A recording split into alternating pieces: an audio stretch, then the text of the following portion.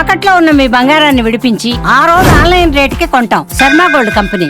రతన్ టాటా ఈ రోజు మన మధ్య లేకపోవచ్చు, కానీ ఆయన చేసిన కృషి, జ్ఞాపకాలు, ఆయన నిర్మించిన సంస్థలు ఎప్పటికీ నిలిచే ఉంటాయి. రతన్ టాటా అంటే లక్షల కోట్ల సామ్రాజ్యానికి అధిపతిగానే కాదు, ఒక మహోన్నత మానవతా మూర్తిగా, సమాజ సేవకుడు కూడా.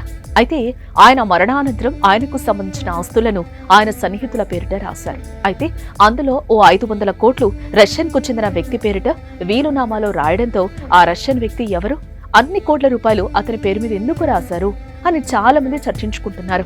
ఇంతకు అన్ని వందల కోట్లు ఆయన పేరు మీద టాటా ఎందుకు రాశారో తెలుసుకుందాం.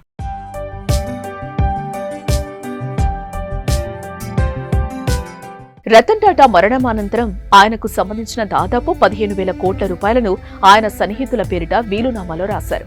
ఆయనతో సన్నిహితంగా ఆయన వద్ద 3 దశాబ్దాలు పనిచేసిన వారికి తన ఆస్తుల్లో వాటాలను రాస్తూ వీలునామా చేశారు రతన్ టాటా. చివరికి తన పెంపుడు సునకాలకు కూడా 100 కోట్ల ఆస్తులు రాసి అందరి మనసులను దోచుకున్న టాటా ఇదిలా ఉంటే మరో వీలునామాలో రష్యన్ కు చెందిన వ్యక్తి పేరిట 500 కోట్లు వీలునామాలో రాశారు. ఆయనే జంషెడ్పూర్ కు చెందిన ట్రావెల్స్ వ్యాపారవేత్త మోహిని మోహన్ దత్తా. మోహన్ దత్తా 6 దశాబ్దాలకు పైగా రతన్ టాటా దగ్గర నమ్మకంగా పనిచేశారు. తాజ్ గ్రూప్ ఆఫ్ హోటల్స్ లో భాగమైన తాజ్ సర్వీసెస్ తో 2013 నుంచి మోహన్ దత్తాకు చెందిన స్టాలియన్ ట్రావెల్ ఏజెన్సీ కలిసి పనిచేస్తోంది. అయితే చాలా కాలంగా టాటా కుటుంబానికి మోహన్ దత్తా చాలా సన్నిహితంగా ఉండేవారట. ఈ నేపథ్యంలోనే టాటా మరణించినప్పుడు దత్తా తీవ్ర భావోద్వేగానికి గురయ్యారు. రతన్ టాటా తనకు 24 ఏళ్ల వయసున్నప్పటి నుంచి తెలుసని, తాను జీవితంలో ఎదగడానికి ఆయన ఎంతో సాయం చేశారని దత్తా గుర్తు చేశారు. ఈ తరుణంలోనే డిసెంబర్ 2024లో ముంబైలోని ఎన్సీపీఏలో నిర్వహించిన టాటా జన్మదిన వేడుకలకు దత్తాను ఆహ్వానించినట్లుగా తెలుస్తోంది.